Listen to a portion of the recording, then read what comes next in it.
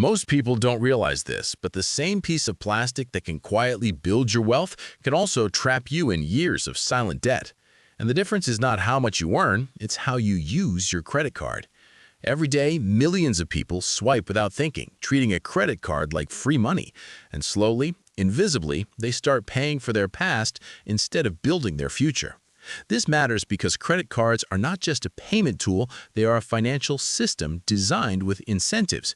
And if you understand those incentives, you can flip the game in your favor instead of becoming part of it. A credit card is essentially a short-term loan that resets every month, and the key rule is simple but powerful. If you pay the full amount before the due date, you pay zero interest. But if you don't, the interest starts compounding, often at rates higher than most investments can ever return. That's why the first step to using a credit card without going into debt is to treat it like a debit card with a delay, meaning you only spend money that you already have in your bank account, not money you hope to earn later. The second step is to always pay the full statement balance, not the minimum due, because the minimum due is a trap designed to keep you in debt longer while making you feel safe. The third step is timing, understanding your billing cycle so you can maximize the interest-free period, sometimes up to 45 days, essentially using the bank's money for free while your own money stays in your account. The fourth step is automation. Setting up auto pay for the full amount so you never miss a payment. Because one missed payment doesn't just cost you a late fee, it damages your credit score, which affects your ability to get loans in the future. Now imagine two people, Rahul and Aman, both earning the same salary and both using credit cards. Rahul swipes freely, pays the minimum due, and tells himself he'll clear the rest next month. But next month comes with new expenses, and slowly his balance grows, interest piles up, and within a year, he's paying thousands just in interest, feeling stuck and confused about where his money went. Aman, on the other hand, uses his card for planned expenses like groceries, fuel, and bills, tracks every swipe, and pays the full amount every month without fail.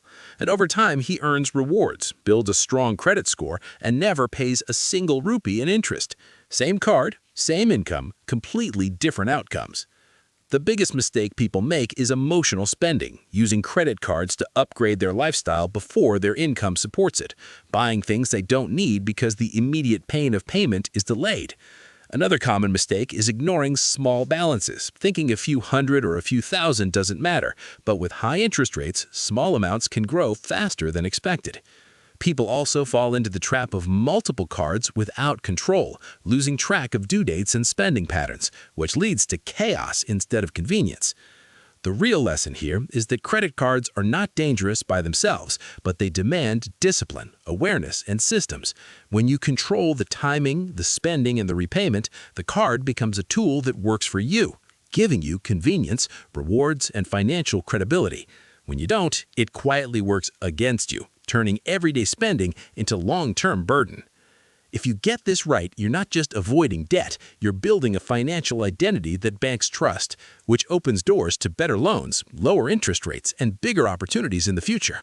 Because in the end, wealth is not just about how much you earn, it's about how well you manage what you already have. And a credit card is one of the simplest tests of that discipline.